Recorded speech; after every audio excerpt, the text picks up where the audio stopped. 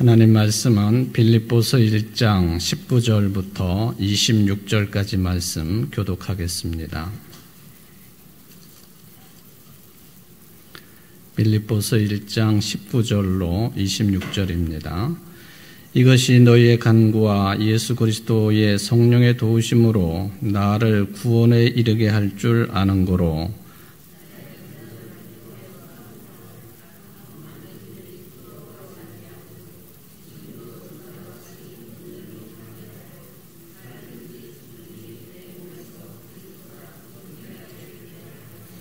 이는 내게 사는 것이 그리스도니 죽는 것도 유익함이라.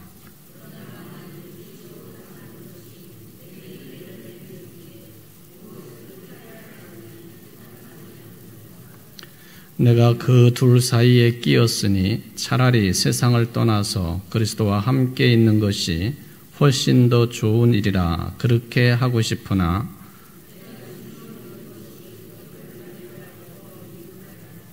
내가 살 것과 너희 믿음의 진보와 기쁨을 위하여 너희 무리와 함께 거할 이것을 확실히 아노니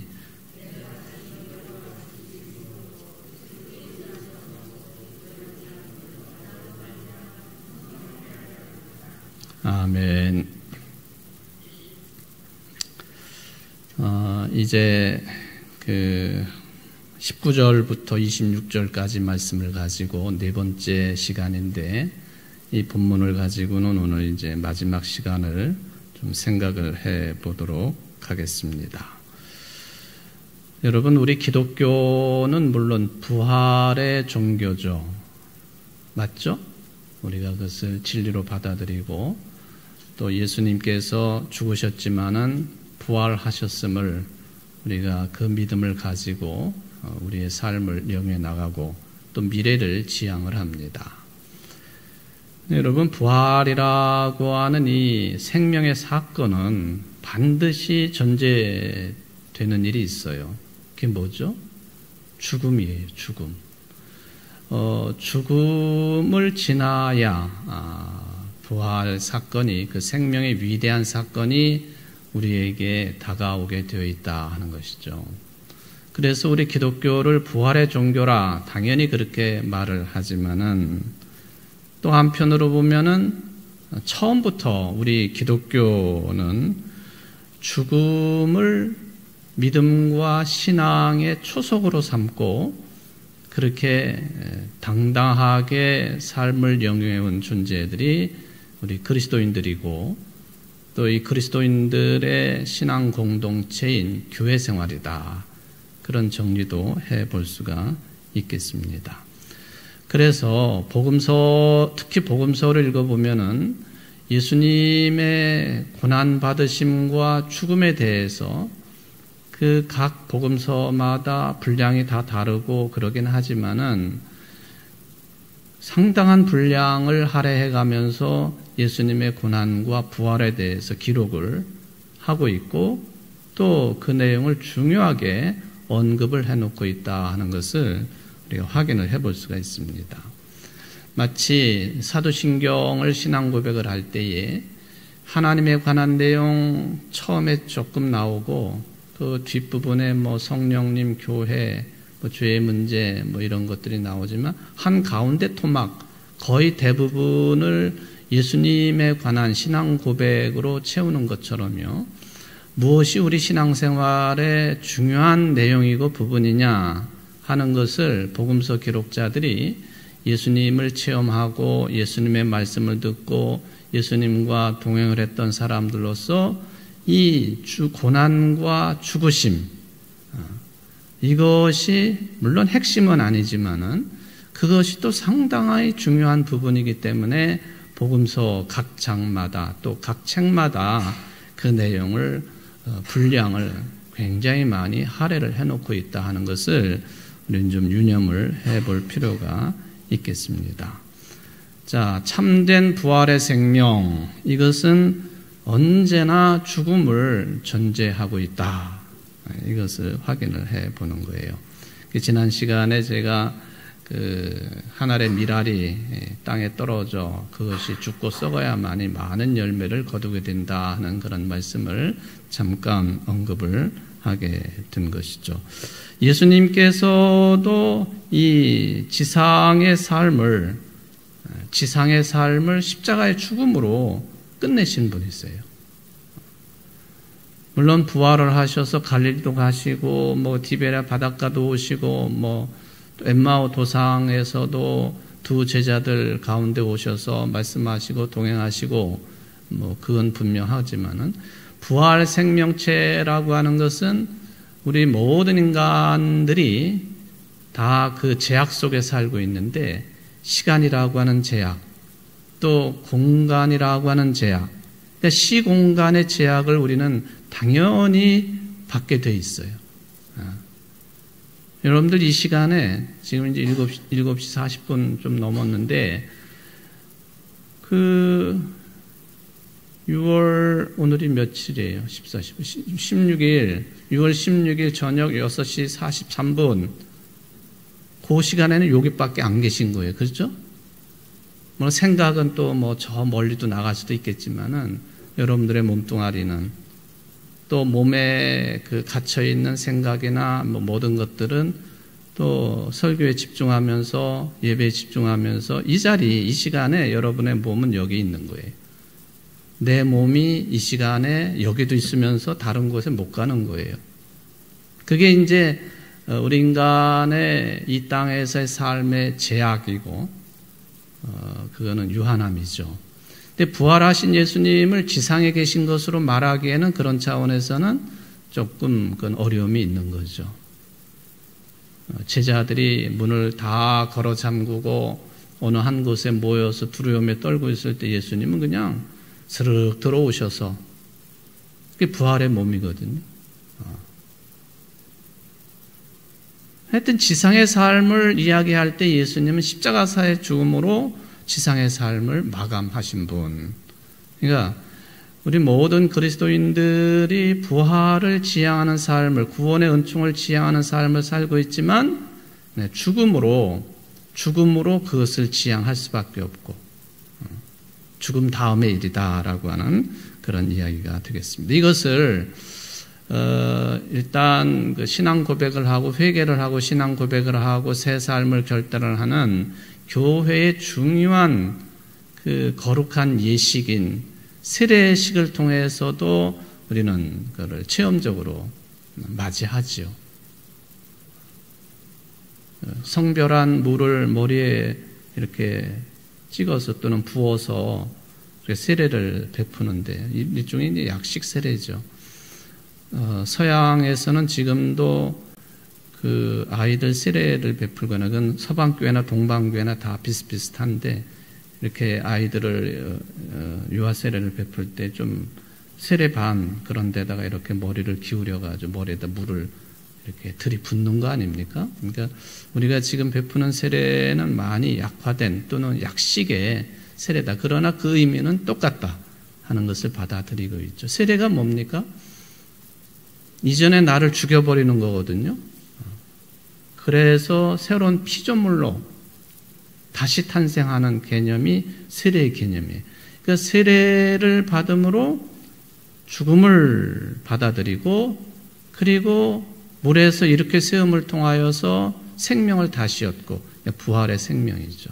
그러니까 세례가 이 우리들의 죽음을 상징해주고 있는 중요한 교회의 예식이다 하는 것. 뿐만 아니라 성례전에서 이제 성찬식을 통해서도 예수 그리스도의 죽음, 십자가의 피를 기억을 하지요. 그래서 많은 그리스도인들이 순교까지 당하기도 했습니다.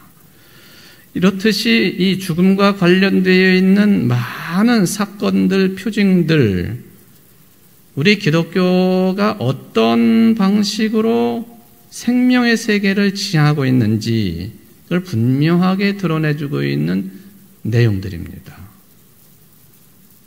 지금 몇 가지 말씀드린 것을 짧게 한 줄로 정리를 하면 죽음으로써 생명을 얻는 삶을 살아가는 사람들이 그리스도인들이다.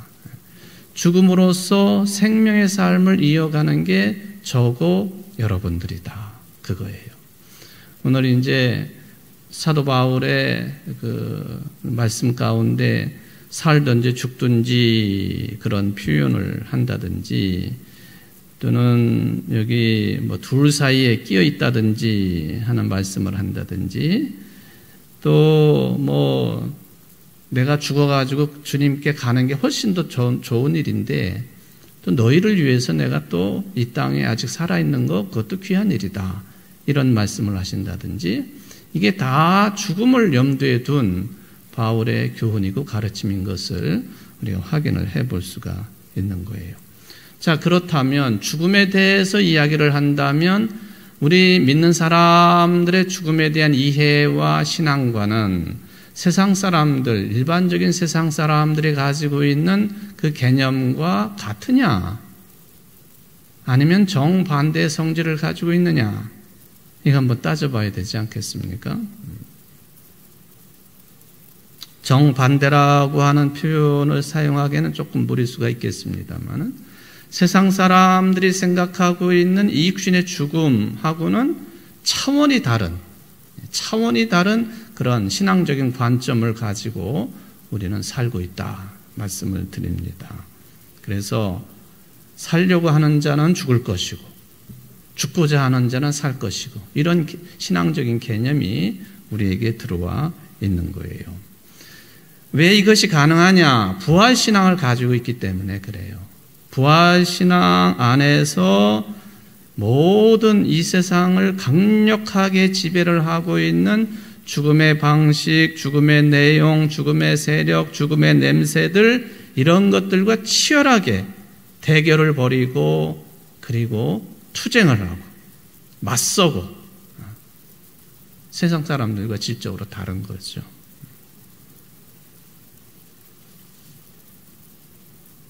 그래서 우리 그리스도인들이 또는 교회가 생명을 얻는 유일한 길을 따지자고 한다면 바울도 자주 언급을 하지만은 그리스도만이 내 생명이시고 그리스도만이 내 생명의 근거가 되시고 그리스도만이 내 생명의 철저한 내용이 되신다고 하는 거 이거를 딱 붙잡으셔야 돼요. 그래야 부활 생명에 우리가 잇대어질 수가 있는 거죠. 그리스도만이 나의 생명이 아니고 뭐 세상에서 볼 수 있는 것들, 접할 수 있는 것들, 만질 수 있는 것들, 누릴 수 있는 것들 이런 것들이 내 생명을 좌지우지하는 그런 힘과 능력이 된다 할 때는 이미 그거는 다른 거예요. 어쨌든 현실적으로 그것을 잘 받아들이기가 쉽지는 않지만 죽으셨지만 부활하신 그 그리스도만이 내 생명이십니다. 예수님도 요한복음 14장에서 유명한 말씀을 하시잖아요. 내가 곧 길이요 진리요 생명이다. 아예 딱 부러지게 말씀하신 거예요. 생명과 같다. 생명일 수도 있다. 이런 게 아니라 내가 곧 길이다. 나는 곧 진리다. 내가 곧 생명이다. 하고 선언적으로 말씀을 하신 거죠. 우리가 이것을 실생활에서 실체적으로 예수님이 그리스도가 생명이십니다라는 것을 완벽하게 이거를 몸으로 체득을 해가지고 신앙 고백하기가 조금 어려울 수도 있지만 그래서 믿음이 필요한 것 아닙니까? 그리스도께서 내 생명이십니다 하고 믿는 거예요. 그렇게 믿는 거예요. 길이시고 진리시다라고 믿는 거죠. 바울이 이런 고백을 했습니다. 바로 이런 고백이 있기 때문에 세상에서 살든지 육신의 죽음을 맞든지 살든지 죽든지 바로 진리의 생명, 영원한 생명에 잇대어 살아가는 그런 앞으로 행진하고 전진을 하는 그런 삶이 여러분들에게 가능한 일이다 하는 것을 지난 시간 말씀을 이제 다시 한번 잠깐 정리를 해보는 것이죠. 오늘 이제 네 번째 시간인데요. 제목 자체가 이제 제목에 대한 이야기를 오늘 이제 조금 하도록 하겠습니다. 허무주의, 삶의 욕망, 이 두 가지가 좀 애매한 표현이기는 하지만은 바울이 살든지 죽든지 뭐 이런 표현을 했다든지 할 때 이런 것들이 혹시 염세주의적인 신앙관 아니냐, 허무한 그런 인생관을 반영한 것이 아니냐, 또 그 반면에 삶의 욕망은 또 어떤 것이냐 하는 것을 궁금하게 생각을 할 수가 있는 것인데, 그런 차원에서 나타난 그런 제목이라고 보시면 되겠습니다. 여러분, 바울이라고 하는 사람은 대부분의 생활의 측면에서요, 생각과 마음과 구체적인 삶의 측면에서 그 사람은 이미 삶과 죽음을 초월하신 분이었어요. 여러분들 그렇게 생각하시죠? 그러니까 살든지 죽든지라고 하는 이 표현 속에 그게 다 들어있어요. 이 양반은 삶과 죽음을 이미 초월한 분이다. 초월한 분. 사실 다메섹 도상에서 부활하신 예수님을 만나고 그 음성을 들었을 때 그는 이미 죽은 몸이에요. 여러분, 그 누미노제라고 하는 용어를 제가 자주 사용을 합니다만은, 누미노제, 그 엄청난 그 생명의 힘을 맞닥뜨렸을 때에 나타날 수 있는 두려움인데, 그냥 뭐 조그만 정도의 두려움이 아니라 이거는 죽음과 가까운 두려움을 갖게 되는 거죠. 이것을 조금 순화해서 표현하면 거룩한 두려움이다, 뭐 그렇게도 표현할 수가 있겠죠. 이사야가 성전에서 하나님의 음성을 들을 때 가질 수 있었던 두려움, 엘리야가 하나님의 세미한 음성을 통해서 하나님을 만날 때 가질 수 있었던 두려움, 모세가 호렙산에서 처음으로 하나님을 대면해서 이제 이스라엘 백성들을 구원해내는 지도자로 세움을 받아야 되는 그때의 두려움, 십계명을 받을 때에 이스라엘 백성들이 시내산에서 그 자연 현상을 통하여 음성을 발하시고 모습을 드러내시고 저희들과 함께 하시는 그런 모습을 보게 되는 두려움, 죽을 만큼의 두려움이에요, 그게.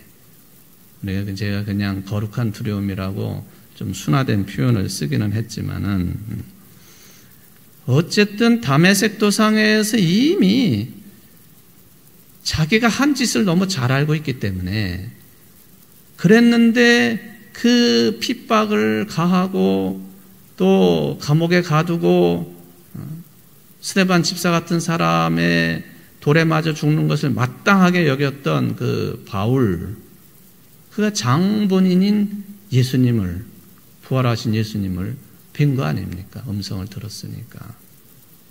나는 이제 죽었구나. 말에서 꼬꾸러져 떨어질 수밖에 없었고 눈이 멀 수밖에 없었고. 그러니까 바울은 그 이후로 자기 자신이 예수 그리스도를 위해서, 복음을 위하여 사나 죽으나 내가 이미 죽음을 체험한 사람으로서 뭐 죽는 것도 두렵지 않고 이 땅에 사는 것도 그 나름대로 의미가 있고, 차라리 죽어서 주님께 간다고 해도 그건 더 큰 의미가 있는 것이고, 모든 것을 다 초월한 사람이었다.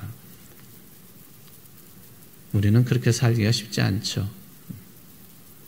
절대로 쉽지 않습니다. 바울처럼 할 수가 없어요.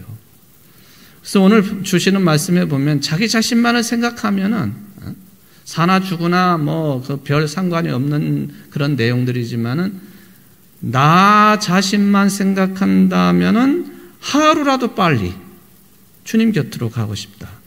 지상의 모든 삶을 끝내고 그리스도와 함께하는 영광의 삶을 택하고 싶다. 그게 바울의 본심이에요. 본심. 이제 요 내용을 그렇습니다 하고 끝낼 수 있지만, 그러고 싶지만 빌립보 교인들을 생각하면은 여전히 지상의 삶에 내가 생존해 있어야 되는 것으로 판단하는 것이죠. 어떤 그 삶이 더 바울에게 절대적인 영향을 가지고 있는, 당연히 지금 빨리 이 지상의 삶을 끝내가지고 주님께로 가는 게 훨씬 더 바울은 좋아하고 기뻐할 만한 내용이에요. 물론 이제 빌립보 교인들을 위해서 이 땅에 있는 것, 그것도 이제 여러분 23절, 24절 표현을 좀 잘 비교를 해보면요. 23절, 내가 그 둘 사이에 끼었으니 차라리 세상을 떠나서 그리스도와 함께 있는 것이 훨씬 더 좋은 일이라. 그렇게 하고 싶으나 24절을 보니까 내가 육신으로 있는 것이 너희를 위하여 더 유익하리라. 더 유익하리라. 훨씬 더 좋은 일이라. 마치 창세기에서 하나님께서 모든 것들을 다 만드시고 만드실 때마다 보시기에 좋았더라 하셨는데 인간을 만들어 놓으시기는 보시기에 심히 좋았더라. 그렇게 말씀하시는 것처럼 바울이 죽어서 주님 곁으로 가는 것 훨씬 더 좋은 일이라고. 훨씬 더 좋은 일이라고. 그런데 빌립보 교인들 너희들을 위해서 그냥 여기 있는 것도 유익하리라. 더 유익하리라. 어느 곳에 더 강조점이 있느냐 그것은 뭐 자연스럽게 판단이 되는 것이죠. 그러니까 앞에 선택 23절에 있는 이 선택은 자기 자신에게 좋은 일이에요. 그렇죠? 자기 자신에게. 바울 개인에게 너무나도 좋은 일이고 바라는 일이에요. 그런데 24절의 선택이라고 하는 것은 유익이라고 했는데 바울의 유익이냐? 그건 아니잖아요. 다른 사람에게 유익이 된다는 거죠. 다른 사람에게. 특히 빌립보 교회 공동체 원들에게 자기가 이 땅에 아직은 남아있는 게 유익이다. 그런 말씀이에요. 그러니까 제가 23절과 24절을 비교를 해보라고 드린 말씀이 앞의 내용은 바울 개인에게 절대적인 유익이고 좋은 일이고 뒤의 내용은 다른 사람에게 유익이 되는 것. 우리는 뒤의 선택을 그냥 우리는 아주 간단하게 처리해버리지 않나요? 어이구 내가 뭐하러 그런 손해를 봐? 그러잖아요. 내가 뭐 때문에 그 사람을 위해서 시간을 버려야 되고 더 피곤한 삶을 더 영위를 해야 되고 그래야 돼? 현대인들에게 내게 손해가 된다고 하는 것처럼 아주 극도로 싫어하고 하는 내용이 어디 있습니까? 기왕이면은 내게 유익이 되는 삶을 살려고 그러지 다른 사람의 유익을 위해서 그것도 죽느냐 사느냐 하는 문제를 판가름할 때에 살아있는 쪽이 그게 더 낫다라고 판단한 바울이니까 그래서 바울은 위대한 사람이요. 큰 대자를 붙여가지고 대사도라 그렇게 불러도 틀리지 않는 것이다 라고 볼 수가 있겠습니다. 그렇다면은 이제 앞에 선택인데요. 사도 바울이 어떤 생각을 가지고 이 세상을 떠나가지고 그리스도와 함께 있기를 원한다고 했을까? 그래서 거기서 바울의 신앙관이나 인생관이 혹시 허무주의에 사로잡혀 있는 것은 아니냐 하는 질문이 가능하겠어요. 또 바울이 인생삶 자체를 염세주의적인 입장을 가지고 바라보고 있는 것은 아니냐 하는 질문도 해볼 수가 있겠습니다. 아니면은 무슨 그렇게 말하기는 조금 바울 사도에게 미안한 표현이지만은 이분이 무슨 정신적인 어떤 그 증상을 가지고 있는 것인가? 피해 망상증 같은 것을 가지고 계신가? 이렇게도 질문은 가능하겠죠. 만약에 사도 바울이 이렇게 부정적인 측면에서 공격적인 사람이었다고 한다면 아마도 엄청난 일을 저질렀을지도 모르겠어요. 이런 성향을 가진 매우 신앙관, 공격적인 신앙관을 가지고 있는 사람이라고 했다면 어떤 일을 저질렀을까? 당신을 따르고 추종하는 사람들을 부추겨 가지고요. 야, 뭐 나도 그렇고 너희들도 그렇고 뭐 이 땅에서 시집을 벗고 뭐 고난 중에 있고 어려움 겪고 배고프고 춥고 강 건너야 되고 죽음의 위협에 사로잡히고 차라리 이 세상을 떠나가지고 그리스도의 영광 가운데 거하는 게 더 낫지 않겠니? 그래가지고는 몰래 양 먹이고 목매달게 하고 그럴 수 있지 않겠습니까? 이 광신적인 종교 집단 가운데에서 이런 일을 저지르는 경우가 자주 있는 것은 아니지만은 우리나라에서도 가끔 있고 외국 같은 데에서도 있지요. 뭐 최근에야 이런 현상을 우리가 이렇게 꼬집어서 얘기하기가 좀 그렇습니다만은 여러분들 그 1987년도 한여름에 8월 29일 날 있었던 그 유명한 그 오대양 사건 기억하시죠? 오대양 사건. 원래 그게 대전에 그 이렇게 번거지를 두고 있는 여성분이 운영하고 있는 회사 문제인데, 그 공장이 이제 용인에 있어가지고는 용인 공장의 지붕 위에서 천정 위에서 자그마치 32명이 집단 자살을 했던 그 끔찍한 사건, 오대양 사건이라고 유명하지 않습니까?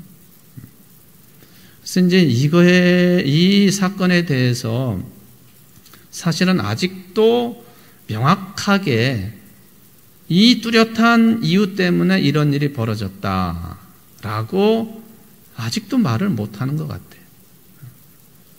그냥 생각하기를, 많은 사람들이 그런 글을 쓰고 신문기사 또 그 사건을 아직도 취재하고 또 접근하고 있는 그런 내용들을 이곳저곳을 막 들여다보면 반드시 거기에는 사이비 종교가 개입이 되어 있고요.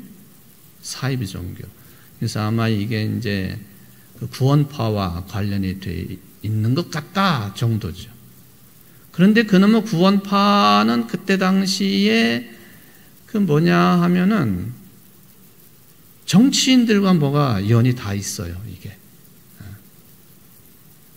그래서 뭐 한강 유람선 사업에 있어서도 세모라고 하는 회사가 이 원래는 그 점수를 이렇게 두 회사가 봤는데 2등이었는데 그걸 뒤집어 엎어가지고 1, 2등이 다 같이 그 유람선 사업권을 따내고 하는, 그 뒤에는 뭐 그 대통령 형제 이름이 등장을 하고 뭐 복잡해요, 사실은.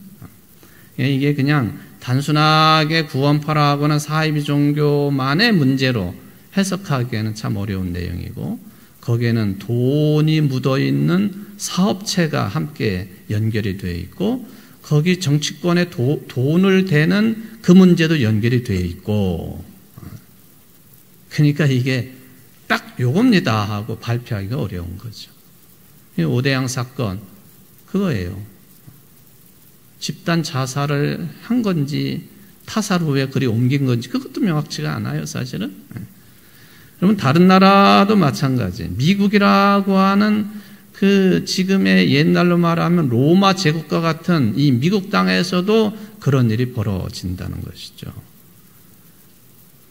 그 오대양 사건보다 한 10여 년 전쯤에 1978년입니다만 그때 11월 18일 이게 종교 집단이 집단으로 자살을 하는 존스타운 사건 있지 않습니까?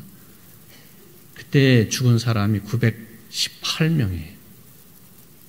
뭐 기억나시겠습니다만은 그 사진이나 이런 그 영상 자료를 보면은 아주 새카맣게 죽은 사람들이 널브러져 있는 것을, 거의 1000여 명 가까이가 죽은 거예요. 마치 유대 민족이 로마 제국에 의해서 멸망을 하는데 최후의 항전을 했던 것이 그 유대 사막 지역의 마사다 요새였는데, 거기서 사람들을 이렇게 다 죽이고 마지막으로 죽고 뭐 이런 식으로 사람의 생명을 처리를 했는데 그게 1000여 명 가까운 숫자 아니었습니까? 이게 그냥 918명의 사람들이 집단 자살을 한 것으로 존스타운 사건이라고 아주 유명하죠. 그 교주가 저도 이제 이 로만 카라를 하고 있습니다만은 그때 그 교주가 이 로만 카라를 하고 딱 있었던 사진이라더니 생생하게 기억이 납니다. 기독교 계통의 사이비 집단이죠. 기독교를 표방하고 있는 사이비 집단. 제가 이제 그 뭐 연구를 한다기보담도 도대체 이런 존재들은 요새 뭘 하나 그런 궁금한 생각이 있어가지고요. 그 다른 이단, 기독교를 표방하고 있는 이단들의 뭐 활동상은 아니고 뭘 하고 있나 그냥 궁금한 그 부류 중에 하나가 통일교예요. 통일교. 통일교도 뭐 여러분들은 보지 마십시오. 통일교 관련된 그 뭐 유튜브라든지 동영상들도 많이 올라와 있어요. 제가 어제도 총대회, 그 노회 총대회의를 끝나고 목사님들끼리만 우암교회 당회장실에 모여서 뭐 이런 얘기 저런 얘기 뭐 교회에 대한 얘기 신앙에 대한 그 통일교에 관한 얘기를 했더니 이건희 목사가 이제는 좀 이상해진 것 같다고 자꾸 그래요. 이상해지긴 뭘 이상해져. 통일교 그 문선명이가 죽었지 않습니까? 문선명이가 죽을 때쯤에 그 후계자가 누가 될 것이냐 하는 게 아주 최대의 관심사였었어요. 후계자가 누가 될 것이냐. 저는 한참 전에 이미 그런 그 세세한 그 동영상이 떠서 그걸 본 적이 있는데 보니까 문선명하고 그 부인 한학자가 그 자기들이 부부가 사용하는 그 방이에요. 침대가 큰 침대가 놓여 있고 뭐 그렇게 뭐 내가 볼 땐 화려해 보이지는 않지만 하여튼 방에서 두 사람이 어디에 걸터 앉아가지고 하는 대화 내용이 누구에 의해서 그게 동영상으로 촬영이 됐는지 모르지만은 소위 말하면은 그게 뭐죠? 몰래 카메라처럼 그 장면이 찍힌 거죠. 그러니까 제가 볼 때는 한학자하고 한학자가 밀고 있는 후계자 삼고 싶은 아들 측에서 아마 짜고서 그렇게 하지 않았을까 하는 느낌이 들어요. 한학자가 자꾸 부추기는 거예요. 자기 남편 문선명이한테 얘를 후계자로 하라고. 그러니까 문선명이가 얼굴을 찌푸리고 그러니까 아무리 뭐 통일교회 교주니 뭐니 전 세계적인 교주니 뭐니 하지만은 집안에서는 부인한테 꼼짝 못하는 거예요. 보니까 그게 평화로운 거죠? 네? 평화로운 거죠. 그러니까 그 남편이 인상을 찌푸리고 그렇게 하고 있어. 그랬더니 그 한학자가 이런 무슨 깨끗한 이런 종이도 아니에요. 골판지 있잖아요. 골판지를 어디서 사과기짝 같은 걸 찢었는지 어쨌는지 하여튼 골판지를 갖다 주고는 거기다가 뭐 쓰라고 펜을 주는 거예요. 그러니까 그 문선명이가 뭐 제가 볼 땐 달필일 거예요. 그 사람이. 뭐 쓱쓱쓱쓱쓱 써내려가. 이러면 되는 거요? 아니 이거는 이렇게 수정하라고. 그리고 다시 또 찍찍찍 긋고 그걸 또 수정을 해가지고 자기 부인한테. 그러고는 그때 장면이 제가 기억이 틀리지 않으면은 지금 이제 그 신앙적인 차원에서 신적인 위상을 가지고 있는 자식이 셋째 아들이거든요. 그놈이 부부 앞에서 절을 하는 것까지. 이게 동영상으로 뭐 궁금하신 분들 한번 찾아보세요. 지금 실제적으로 뭐 영적인 그런 영향력을 끼치는 그런 그 실제적인 뭐 교주는 셋째 아들로 겉으로 드러나 있어요. 근데 실제적으로 보면 한학자가 다 휘두르고 돌아다녀요. 한학자가. 지가 뭐 강연도 하고. 그래서 제가 최근에 이제 이 통일교가 어떻게 움직이는가 궁금해서 뭐 예배라고 하는 그런 장면을 봤는데 이 셋째 아들 놈이 이게 무슨 이거 한글, 우리나라 말 발음도 아주 현찮아요. 미국에서만 공부하고 살았던 사람인 것 같아요. 거기다가 무슨 뭐 카우보이 옷 같은 걸 척 걸치고 뭐 여기 뭐 이렇게 쇠로 엮은 것 같은 거 이렇게 왜 뭐라고 그래요? 그런 걸 옆에다 주렁주렁 달고 또 뒤에다 뭘 달고 그렇게 하고는 이런 집회 장소를 왔다 갔다 하면서 뭘 얘기를 하는데 도대체가 좀 용서하십시오. 저 미친놈이 무슨 소리를 하고 있는 거냐 이거예요. 완전히 미친 또라이지 저것이. 무슨 성경 이야기를 하는 것도 아니고 그렇다고 지 신앙 체험을 이야기하는 것도 아니고 뭔 얘기를 주절주절 하는데 발음도 현찮고 뭔 얘기를 하는지 저도 못 알아듣겠어요. 근데 그런 이야기를 듣고 앉아있는 사람들 대부분이 노년층, 할아버지들. 그렇게 앉아가지고 고개를 끄덕이면서 그냥 머리를 조아리고 통일교회가 그런 짓거리를 벌이지는 않았지만은 만약에 사도 바울이 아주 격정적인 광신도적인 그런 입장을 가지고 있는 공격적인 성향의 지도자였다고 한다면 모대양 사건이라든지 존스타운 사건이라든지 얼마든지 벌릴 수 있었던 인물이면은 틀림없었을 것이다. 그런 분이 아니었다 하는 것이죠. 한 번도 그런 적이 없어요. 뭐가 그리스도 안에서 가치 있는 삶이냐, 이거에 아무리 본인이 힘들어도 계속 집중하고 매진을 했던 사람. 그러니까 내가 차라리 죽어서 가면 그게 훨씬 더 좋겠지만은 너희들의 삶의 가치를 위하여 내가 여기 머물겠다. 빌립보 교인들에게 그런 편지를 한 것이라고 볼 수가 있겠습니다. 그러면서 동시에 첫 번째 어떤 앞에 선택이 주님께 가는 것이라고 했는데 그 이야기를 그래도 끄집어낸 것이 뭐냐.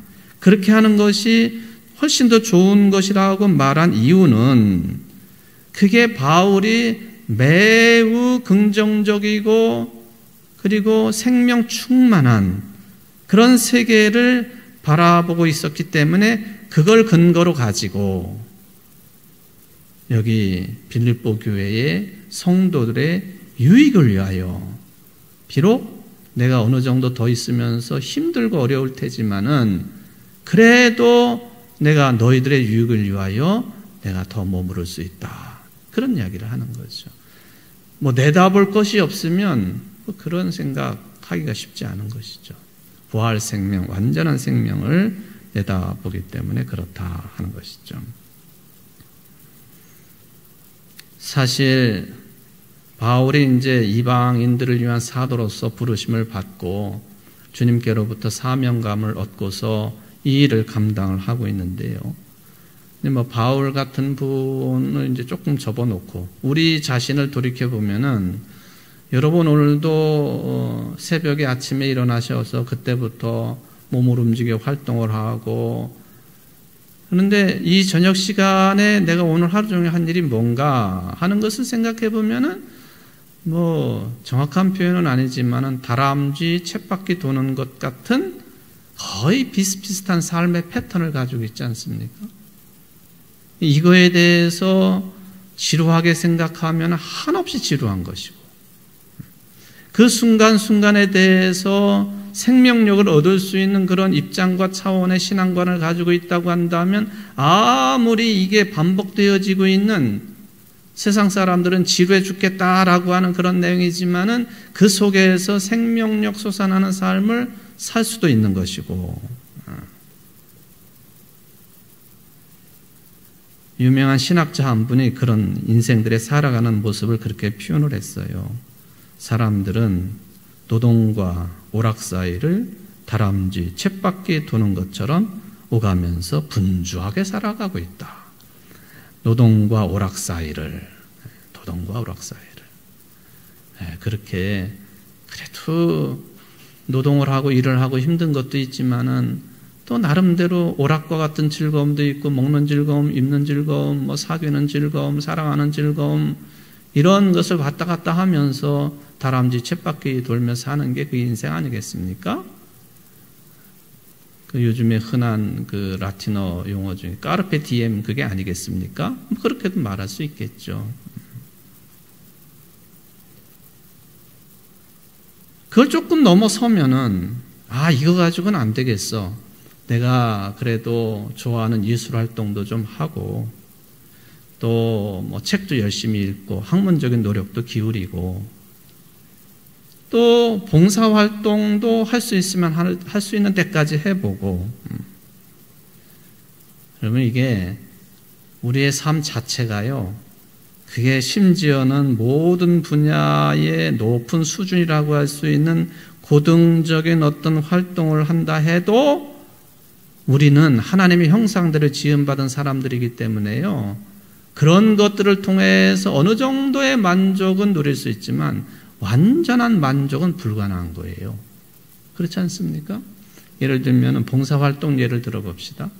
우리 교회도 뭐 이런저런 봉사활동을 많이 했던 교회고 앞으로도 그럴 계획들이 많이 있겠지만은 봉사활동을 하는데 그 내면을 들여다보면 거기에도 뭐가 지지고 볶고하는 모습이 있어요.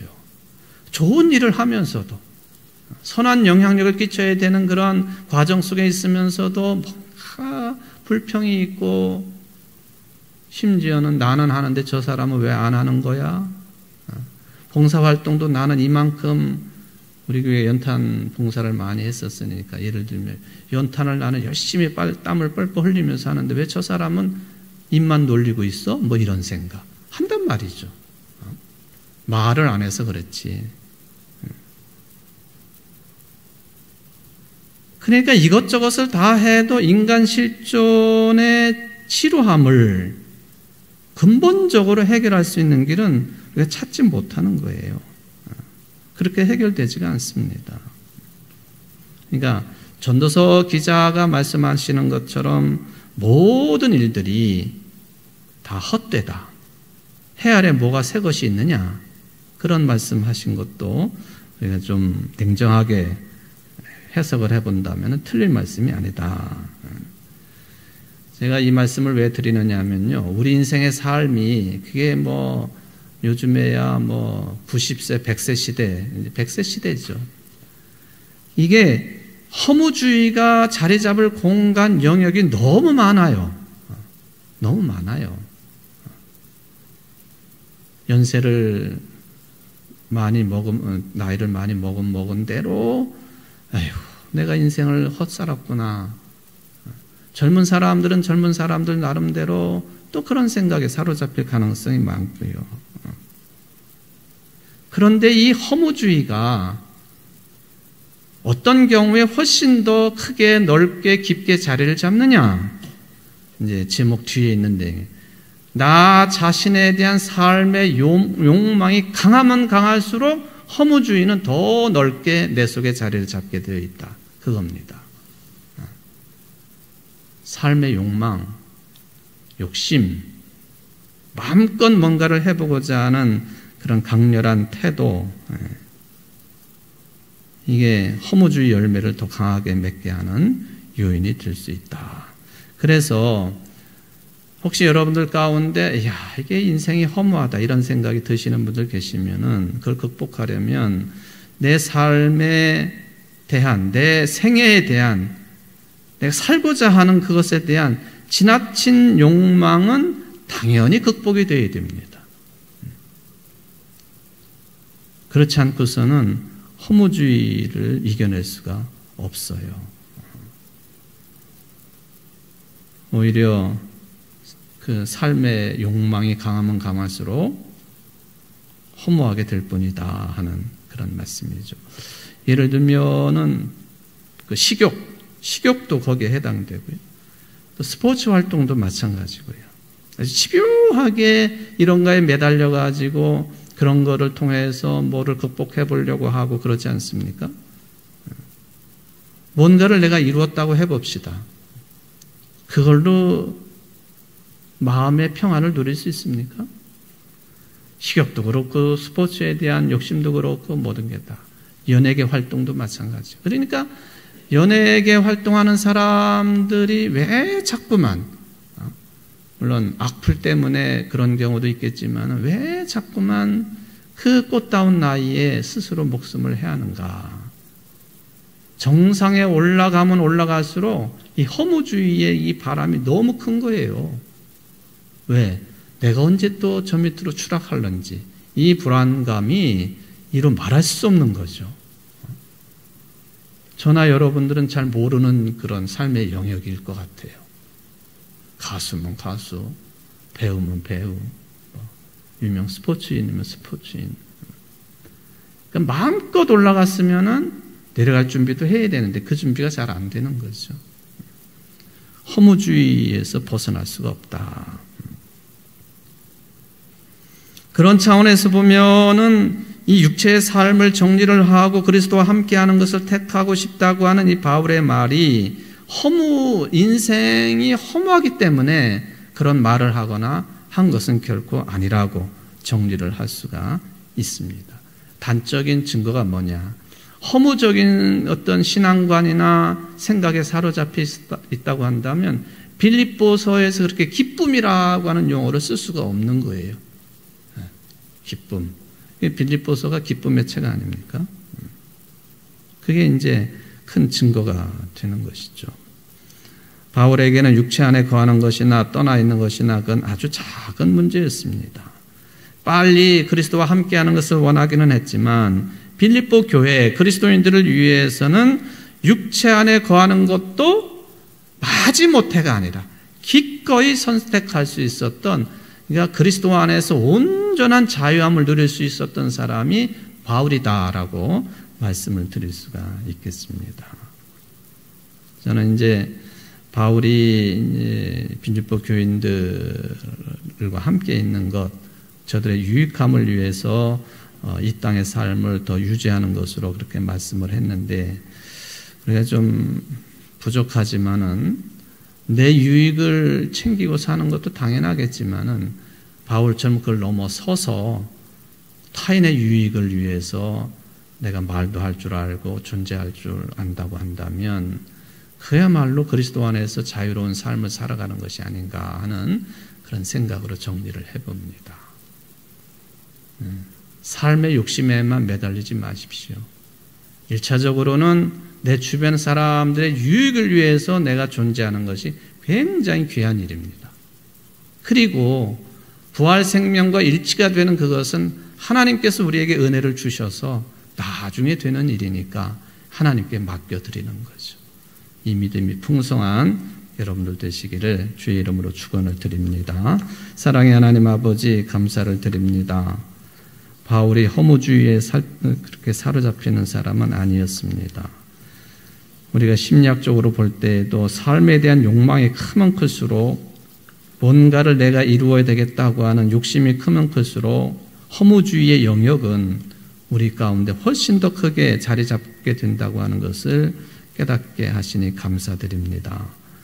다른 사람의 유익을 위해서 내가 말도 할 줄 알고 행동할 줄 알고 존재 자체가 그런 삶이라고 한다면 우리 인생 삶의 무료함, 또 허무적인 영역, 이런 것들 능히 극복하고 살든지 죽든지 그리스도 안에서 온전한 자유함의 삶을 살아갈 줄 믿습니다. 이 믿음이 오늘 예배에 참석한 모든 성도들을 주장하는 거룩한 믿음, 살아있는 믿음이 될 수 있도록 축복하여 주옵소서. 예수님의 이름으로 간절히 기도합나이다. 아멘.